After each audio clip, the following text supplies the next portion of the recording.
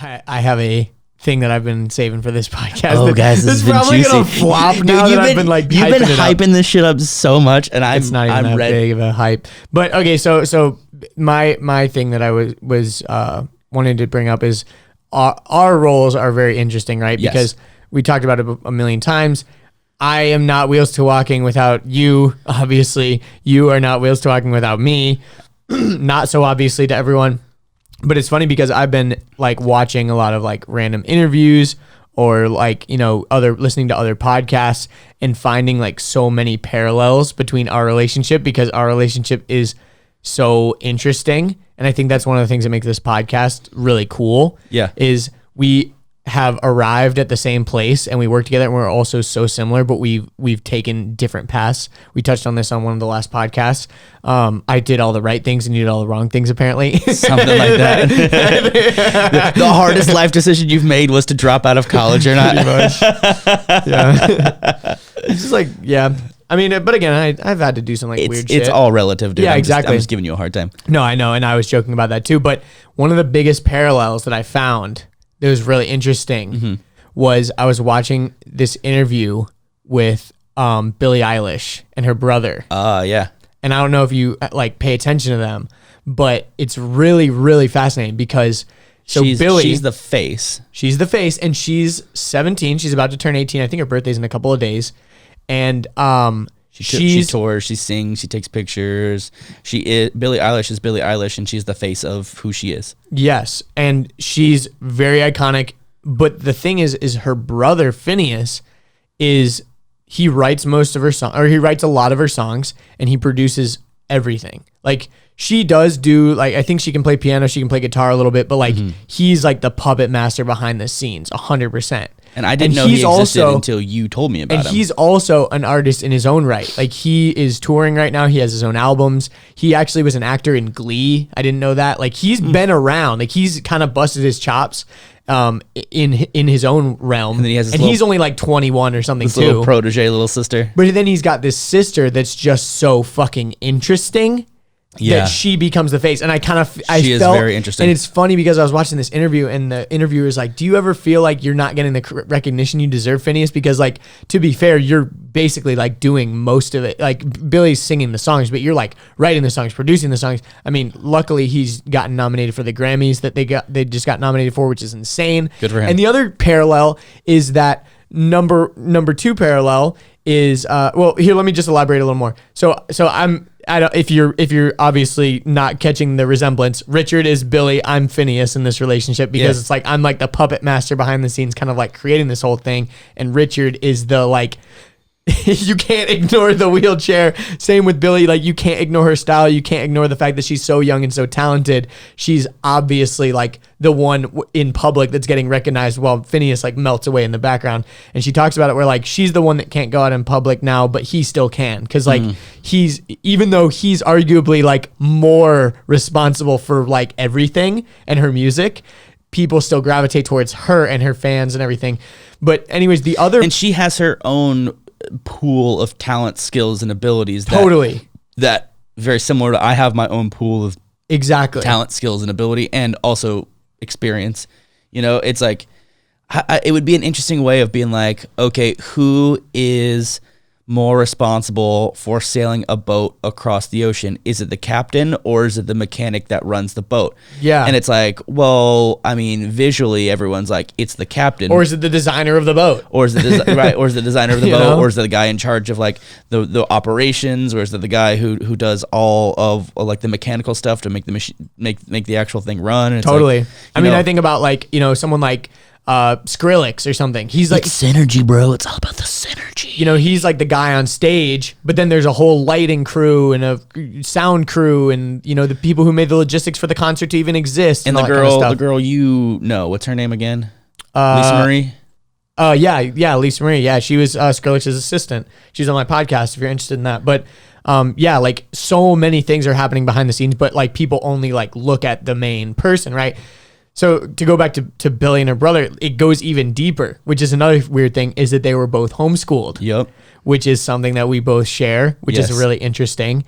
And they talk about it where they are like, they had the kind of like you talk about this more than me, is you kind of had the creative freedom to kind of like learn and do whatever you wanted. Yeah, I got to do whatever I want whenever I wanted, and which was to my detriment most of the time. And the other thing is, you grew up like, I mean, I'm not going to put words in your mouth, but kind of poor. Like, you know, you guys, like, it wasn't an ideal situation as far as money goes. It wasn't like you weren't ever, did you ever, like, you weren't ever starving? Like, no, I was never starving, never homeless or whatever, but there was definitely, like, late rent and broken down cars and, you know, like, government assistance. Yeah. And, you know, like, it wasn't uncommon that we were, you know, charity. Yeah. You know what I mean? And this is another interesting thing. So Billie and her brother have lived in the same house growing up.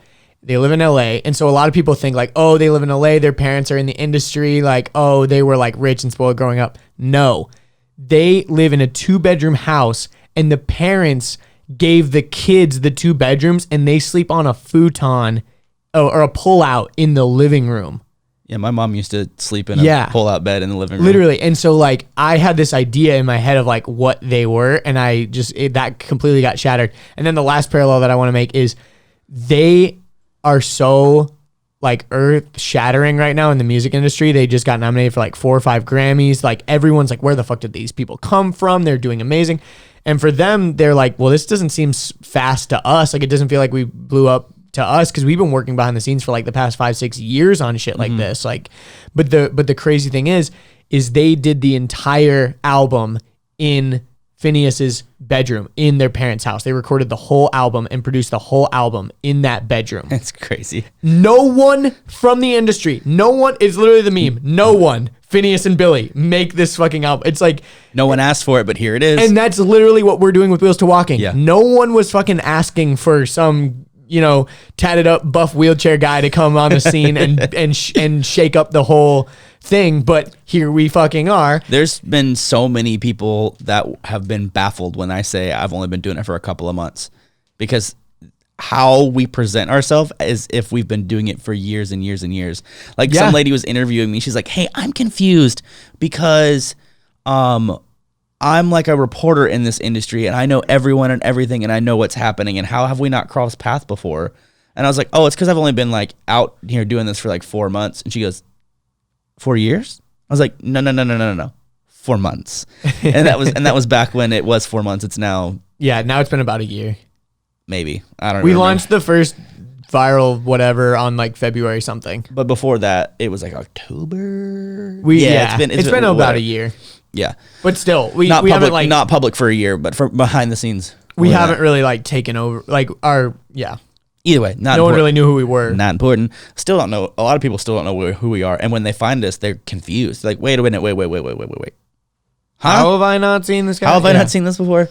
Yeah. And that's there's some people that are in the disability world that do have mainstream, like Pitt is mainstream, Woody's mainstream, Aaron Wheels is mainstream, because one does backflips on a mega ramp on Nitro Circus, one, you know, does crazy calisthenic work, another one is like a CrossFitter who, you know, pranks people and ends up on like Barstool and Complex and, you know, World Star, and like, you know, these guys, people know them because there's a big mainstream play, but we're so super hyper specific niche that only the people that know us, which is cool. But this is a bigger mainstream play, obviously, because we want to totally, you know, open up the. Yeah, and the other thing about to kind of close the last little parallels that's kind of interesting is, like, we are such a good team and everything. Like, we are, and we don't want to be influenced by the other things. Like, for example, I know they were talking about, Billie and Phineas were talking about how when they first got signed, they wanted them to like go into studios, like real studios, you know, objectively, quote unquote, real studios, and like work with like real producers and real industry people. And they were like, no thanks. And they went and fucked around for a little bit and like tried it, but they were like, no, like, we're just a better team, the two of us, like vibing in my bedroom, like, you know, and that's just a testament to like where we're at with technology. The fact that a kid can have an entire studio and get literally nominated by Grammy for the Grammys for a fucking album that they literally made in a bedroom, recording crazy, vocals on a bed, you know, like, it's nuts to think about that. And that's literally what we're doing. Like, we're creating like objectively TV quality videos. Like, you know, I think about the dove hunting video. Like, I watch that, I'm like, dude, that I'm proud of that video, you know? Yeah, that's another video that didn't catch a lot of love, just like that. Yeah. It's very weird how, like, the videos that we're the most amped on, YouTube / the people that watch our stuff really don't like that much. I think that's how it goes sometimes, though. But the stuff that we kind of just throw out there are the ones that just, like, keep, like, I'll show you my analytics later of the videos that have been in the top 10 for the past months that are getting 5,000-6,000 views every 2 days. And I'm like, I think because they're really practical. And I'm like, that one was a throw together. That one was a throw together. That was a last minute organization. What the heck was that about? You know, like, it was all, it's like the no big script, like off the cuff. Yeah, just like random, just like bleh. You know, but the ones that were like, okay, we're going to travel for this, and we're going to make this point, and we're going to write all this We're going to spend a lot of money. We're going to spend a lot of money on this. Those are the ones that like end up being just kind of like, eh. Except for the hands-on concept video, it's still getting 3,000, 4,000, 5,000 views every couple of days. It's growing, and I'm stoked. That's a good balance. See, that's a good one that's for them and for us, because it was fun to make, and it was a good practical one. I heard Sarah Dietschy talk about this, actually. It's a good long con. Like, it's compounding. Exactly. Like, that one hasn't dropped steam yet. Same with the flying video. Mm-hmm. That one's in a... Dude, it's almost at 1 million now. It's crazy. It's almost at 1 million. Crazy.